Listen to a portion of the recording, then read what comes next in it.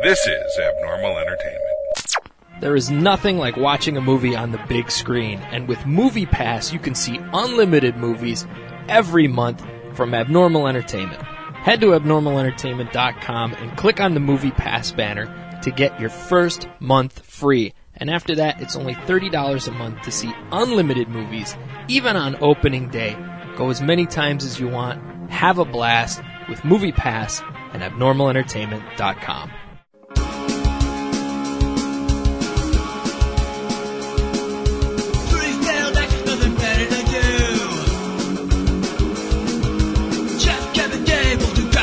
On the toe. No one cares. They have to say that cause it's not them anyway. They scream, please, please, please. No more cinema head cheese. Yeah. Welcome, everybody, to the Cinema Head Cheese podcast. A full-on episode for reels and stuff. Not a pod short. No, not a short. This is Kevin Moyers, and with me this Oh my time god, around, it's fucking Jeff Dolniak. Look at that. About fucking Yes. time. Hey, everybody. And How's everybody doing? Yeah, we're recording on my phone because, it's the mobile way to do things. But it sounds decent, so what the hell? We're full of beer. And we're full of beer, and we're full of James Gunn. Mm-hmm. There's a lot of what'd you call it? Bro love or whatever. Bro love. There's a lot of love for James Gunn here. Yeah. Well, you had the idea. It's old school James Gunn, Troma, or just this big budget, awesome James Gunn that's shooting out the Guardians of the Galaxy movies. Yeah, you had the idea after watching Belko to do a podcast about James Gunn specifically because he has done some interesting stuff. He's done a variety of things. And Just a talented guy. Yeah. I mean, it doesn't have to, whether he's directing or writing. Belko, the Belko Experiment was a lot of fun. I watched that recently, and that it's a very simple, complex concept. Did I say complex? Yeah. I said complex. Simple, complex. We're drinking Torpedo. Yeah. So Torpedo is what was the other one we had? It's not. I don't know. Boulevard. Boulevard. Yeah, Tropical Pale Ale. So good. This is so good. Yeah. Grapefruit and passion fruit pale ale. So it's complex. Yes. No, it's a simple concept. Yes. It's very similar to like that of like Running Man. You've got the it's Running Man meets The Office. Yeah. The exploding heads, except he just wrote it. It takes place in Brazil. Yeah. So it's a very it's out there. Oh my god! But it's an office building full of Americans. Americans, about 80 Americans that have this thing that they have their bombs implanted in their head, and they just need to find a way to just get the fuck out of there. Yeah. So, oh my god, this Torpedo is good stuff. And I might have mixed a Bartles and James in there. Might have. So it's funny because it's Bartles and James Gunn. Yeah. Bartles and James Gunn. So yeah, I watched the Belko Experiment. A lot of fun. It's a B flick. Yeah. It really is. It's nothing like don't expect Guardians of the Galaxy. Well, or even Dawn of the Dead, another film that he wrote. It's an excellent movie. They have a great remake. That's actually one of the few really good remakes I've seen, because the original Dawn of the Dead, of course, they're in the mall. It's a sequel to Night of the Living Dead. It's a commentary on capitalism and just this like spending money in the mall culture and stuff like that. The funny thing that I thought about the sequel, they made it a little creepier. Matt Frewer was in there. His death was interesting. There was, of course, the baby. That wasn't in the original. I like when they're on the rooftops and they're talking in the walkie-talkies, and one of them like shot and killed Jay Leno, who had turned into a zombie. Like they were pulling celebrities out and stuff like that. That was pretty funny. But I thought it was a really solid remake and much scarier than the original. Maybe scarier, but I mean, obviously not a better film. I don't even want to say scarier because it's not really scary, but more like creepier. Maybe more horror. Scary is tough because I don't really. I think the original Dawn of the Dead it's an amazing film. Yeah. It's not really scary. It's not on the level of a Night of the Living Dead. Night of the Living Dead is scary. Yeah. It is very creepy. Dawn of the Dead is just the original George Romero film is just an awesome action gore film. Yeah. There's some creepy set pieces in there, but it's not. There's really nothing in there that's, Exorcist or Jaws caliber scares. Right. But remake wise, it's pretty enjoyable, and Zack Snyder directed it. He gets a lot of crap. And I hate that he gets a lot of crap. And we're talking about James Gunn, but he's gotten a lot of crap lately. But he's a big visual guy, and he does a great job with the remake. And that was good. And he gets crap. Legitimately for the mess that he's done with the DC universe. That's DC, but right. Dawn of the Dead. 300. Those are very. I personally, I think those are very enjoyable movies. Yeah. Then we know what happened with Zack Snyder and his daughter, and the suicide and all that, and that's very sad that he had to walk away from Justice League and leave it to. Oh God, I'm blanking right now because we've had a few beers. Oh shit! We should have looked that up. Yeah. What's his name that did the Avengers movies and Buffy? I'm blanking right now. I don't even know, but I'm gonna throw that out there. Zack Snyder is incredibly talented guy. Yeah, and there's no reason for that. No, he hasn't managed the DC movies well, but obviously, we hope he's okay with what he's dealt with his daughter. He'll be just fine as a creative talent. Yeah. So, with his collaboration with James Gunn, and James Gunn now directing Slither is another. Slither is a lot of fun. Slither's it was a fun, weird little movie because it was like horror comedy. The whole thing with Michael Rooker turning into that giant monster, that blob monster. Then you have Nathan Fillion as the sheriff, Elizabeth Banks, who has done some kind of odd genre films throughout. She's had such a crazy career in general. She's played Laura Bush in W. She was in Zack and Miri Make a Porno, so she's worked with Kevin Smith, Oliver Stone, James Gunn. She's done her own movies with Pitch Perfect. It's really been crazy, her career, and interesting at the same time. So, Joss Whedon, by the way, has taken over the Justice League.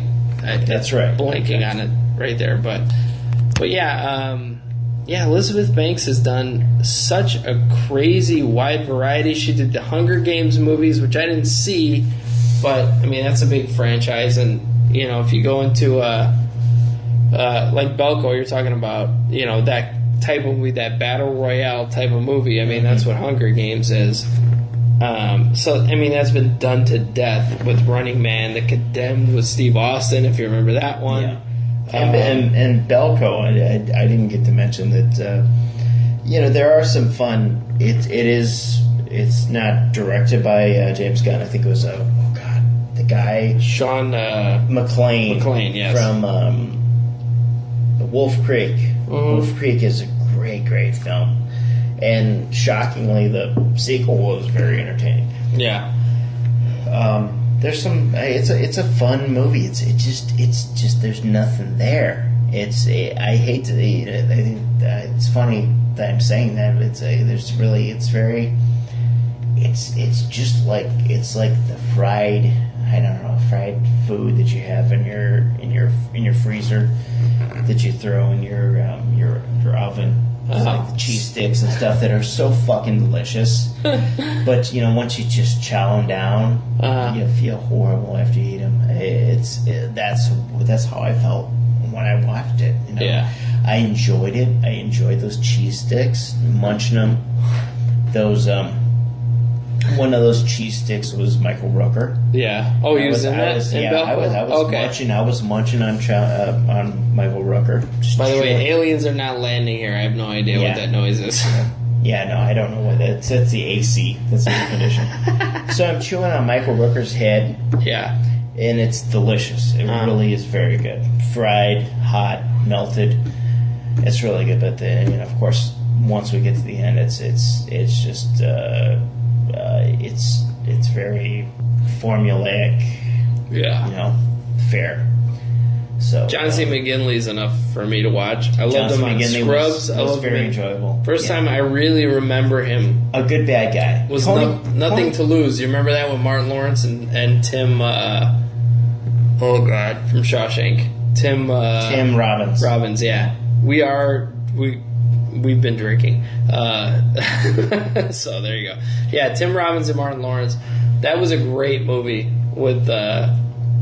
And it doesn't get a lot of attention, but John C. McGinley, and he has a partner who is not a guy you'd know. I haven't seen him in anything else, really. But they're criminals as well, and it's just a crazy-ass movie. But that's enough to get me to watch Belko. Just him. So, and again, I love Scrubs. It's one of my favorite TV shows of all time. And Tony Goldwyn is probably the best reason to watch Belko. And he's another guy. Crazy guy. He's probably best known for Ghost. He's the villain in that. And this is 30 years. This is almost 30 years later. Yeah. He's playing a crazy guy in Belko, and he's a lot of fun in Belko. And he is Goldwyn, as in Metro Goldwyn Mayer. Yes. I mean, he's that part of that legacy. No, that's the one thing about Tony Goldwyn is that he tries. Yeah. He's got that. He's got that pedigree. He's part of the MGM, the Metro Goldwyn Mayer. Yeah. He is a Goldwyn, but he's actually a good actor. He is. He shows it in he's a Belko, good villain. and he's a lot of fun in Belko, and obviously Ghost. But that's how many years old? Early 90s, maybe. Yeah. I think we're grade school or high school when that happened. So yeah. So I don't. James Gunn, he's done so much. He's done a lot, and just over the past 17 years. Whether it's writing, I think the big thing is he's been writing a lot. One movie that I really enjoyed that he did was Troma and Juliet, and that was a Troma film. Right, and that's people focus on that. That's where he started. Yeah, he didn't start in these big big budget movies. It was Troma in the beginning. People go to that all the time. Tromeo and Juliet. When he did work on other films for Troma as well. There's Sergeant Kabuki Band and some other stuff. He was in Toxic Avenger 4. Oh, he was in it? I think he played a doctor. Oh, okay. Just doing a bad impression. But you do see Lloyd Kaufman, who runs Troma. Yeah, I mean, he's in the first Guardians of the Galaxy. Some bones. Yeah. He should. I mean, that's it's a start, and he's still friends with him. So that's appreciation at its finest. But right now, he's known for the two Guardians movies, which are phenomenal. They're my two favorite of the MCU movies, and actually any of the Marvel movies, even the ones that aren't technically MCU, like X-Men and shit like that, Deadpool and all that. But yeah, they're my two favorite superhero movies to date. And I mean, I could put stuff like Winter Soldier, that Captain America Winter Soldier. That was a great movie. That's up there. Wonder Woman, which I just saw, was great. That's a DC though, right? But I mean, as far as superhero movies go, yeah. of course, Hellboy. That's a great one. Stuff like that. So, but those aren't the first superhero movies he did. The first one he did was Super, which it was a very original superhero movie. It's original. It's like, I think the problem with Super, the reason a lot of people didn't see it is because Kick-Ass came out around the same time, and Kick-Ass, they were both about just a regular guy becoming a superhero. The difference with Kick-Ass is that Mark Millar wrote the comic book, same guy that wrote Hellboy, so it already had a following going in. And Kick-Ass is a great movie. I never saw part 2 with Jim Carrey and all that, but Super just kind of was under the radar. And he had, at the time he was known, he had been divorced from Jenna Fisher, who was Pam on The Office, and it was past that. They were still friends. They still are, I guess. And she recommended that Gunn use what's his name that played Dwight Schrute to be the lead in Super, and it turned out really well. And again, the drinking. We're going back to the giant head. Yeah. I'm gonna go back. Giant melon. Really quick. Oh, God. This is where IMDb comes in handy when you are drinking. Giant melon. Super. Rainn Wilson. Rainn Wilson, yes. Thank you. So, it was because of Jenna Fisher that Rainn Wilson was cast as the lead in Super. And Kevin Bacon was in the movie. He was the villain. Liv Tyler's in it. She's Rainn Wilson's girlfriend, but she's a drug addict, so that's why she's with him, because it's like, he's safe. And then Kevin Bacon is a dealer. He kind of lures her away, so Rainn Wilson becomes this superhero, and he just has like a big-ass monkey wrench as his weapon.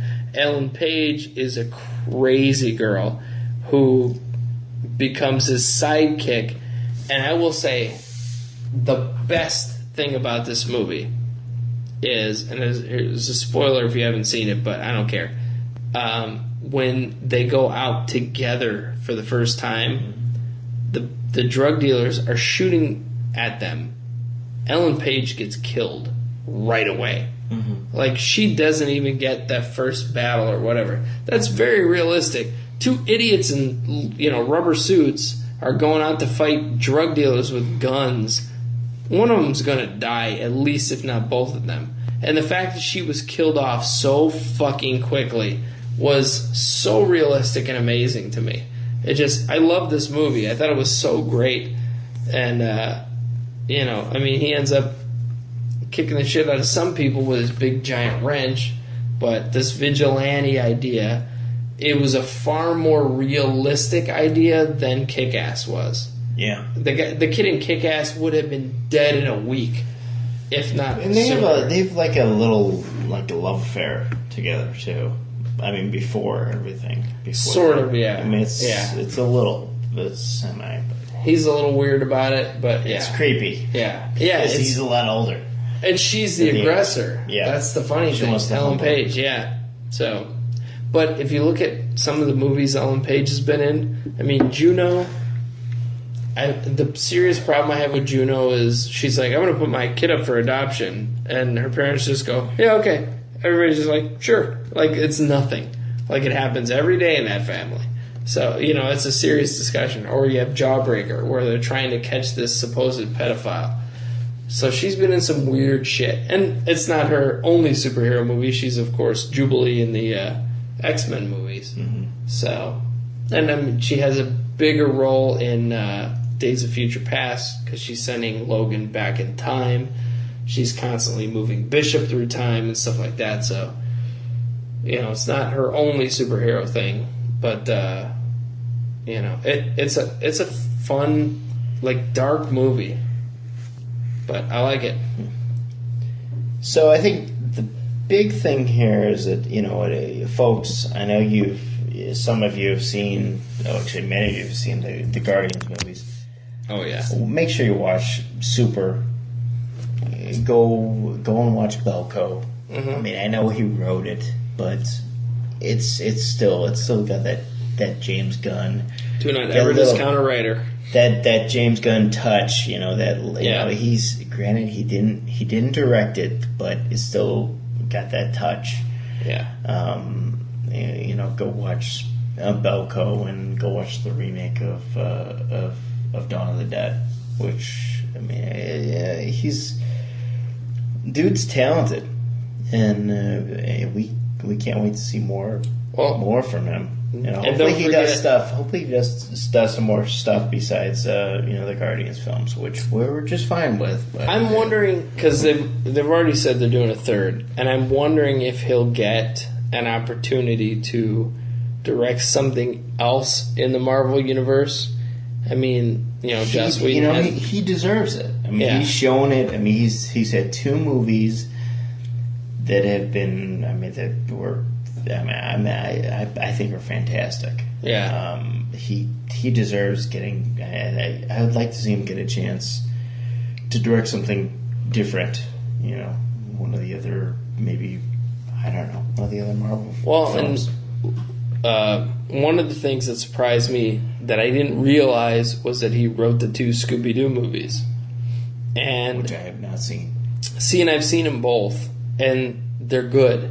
They're a lot of fun, and they get the cartoon, and they also make a lot of inside jokes. Like there's one where there's like a sunroof on the Mystery Machine, and you see smoke coming out of it, and it's Shaggy and Scooby. So you think, oh my God, did they actually show them smoking weed? Because that's always the rumor. They're stoned. That's why they're always hungry. But you see the smoke coming out, and they're talking, and you think they're stoned, and it pans down into the van, and they're just cooking on hibachi in the back of the van, and all the smoke's coming up. So it's pretty funny. But they do make the innuendo that they're stoned, and a lot of jokes about the show. And honestly, Linda Cardellini as Velma, in that second movie, when she's in love with Seth Green, she dresses up in leather. She's the hottest thing on the planet right there in Scooby-Doo too. But, I mean, of course, she's great on ER and Bloodline and stuff like that she's done. But as Velma, like, there's no hotter Velma on the planet than Linda Cardellini. Never going to happen. So, but they're fun movies. And actually, Matthew Lillard, who played Shaggy in both of those, now voices Shaggy in the cartoons whenever they make... And they do a lot of cartoon movies. They have some, like... with WWE characters and stuff like that, like this one with The Undertaker. But they do quite a bit of those direct-to-video movies for Scooby-Doo, and Lillard is the voice of Shaggy. Like, he got a lifetime role out of that. I mean, obviously, Casey Kasem's long gone. He used to do Shaggy and Scooby. Mm-hmm. But yeah, I mean, they were good enough that this guy got a job for life out of it, so... I mean, as long as he continues, I'm sure that they'll keep using him. So, you don't see Lillard in a lot of movies, but yeah, James Gunn wrote both of those, and they were quality, fun movies. Yeah, I don't see him picking up anymore, though. Scooby-Doo's? Yeah, I think he's into greener pastures. Maybe, but like you see actors that, all right, like Charlize Theron, for example. She won an Oscar for Monster, and then she did Fast 8. Like, the Fate of the Furious. She was in Fate. Oh, I had God. no idea. So, people just, like, that's their profession. Wow. Michael, Richards? No. I'm blanking like a son of a bitch right now. Reservoir Dogs. Mr. Go fuck yourself. Alright, beer. I'm blaming beer for all of this. Michael Madsen. Jesus Christ. Yeah. Somebody asked him about some of these shitty movies that he does, like these.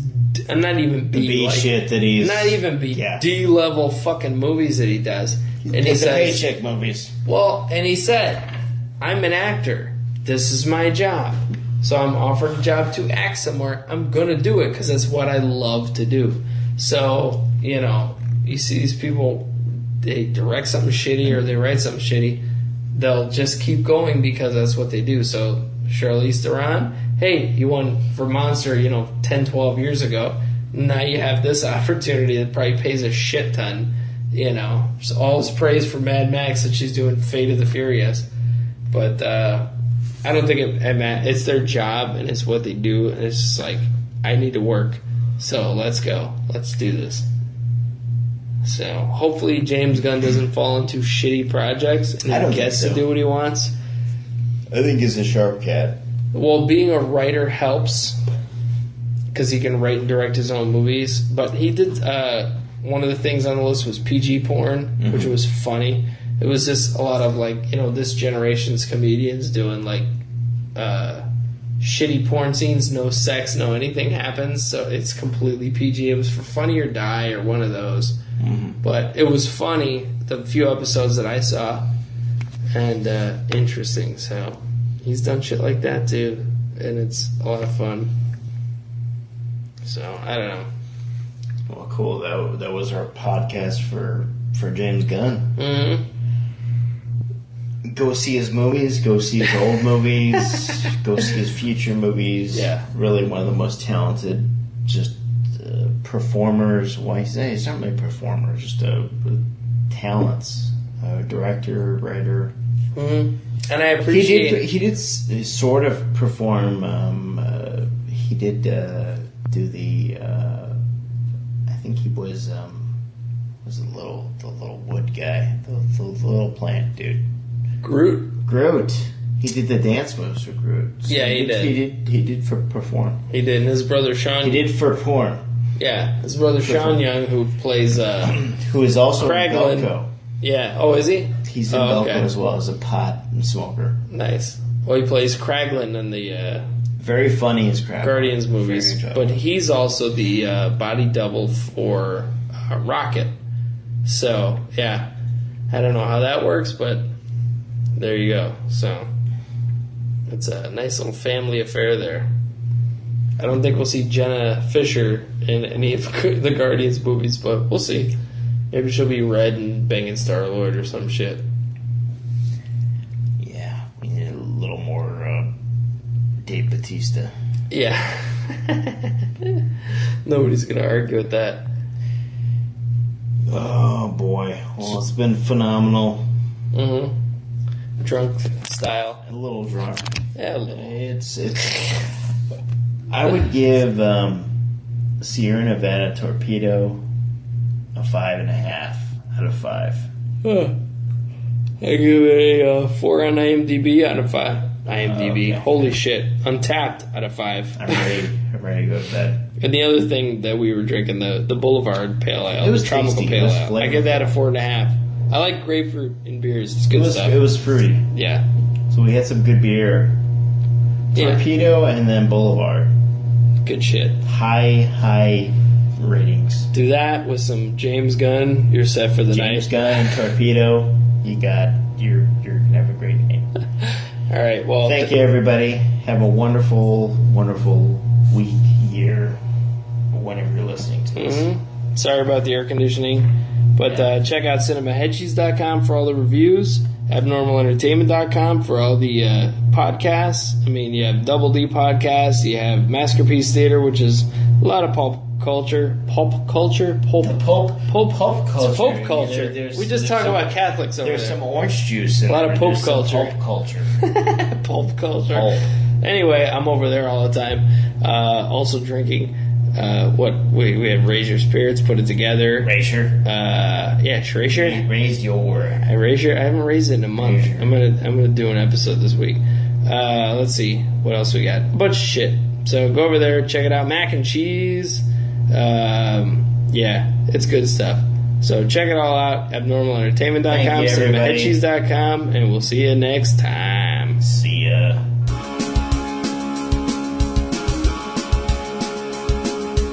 Subscribe and download back episodes of Cinema Head Cheese the podcast, and read all of our movie reviews and news at cinemaheadcheese.com.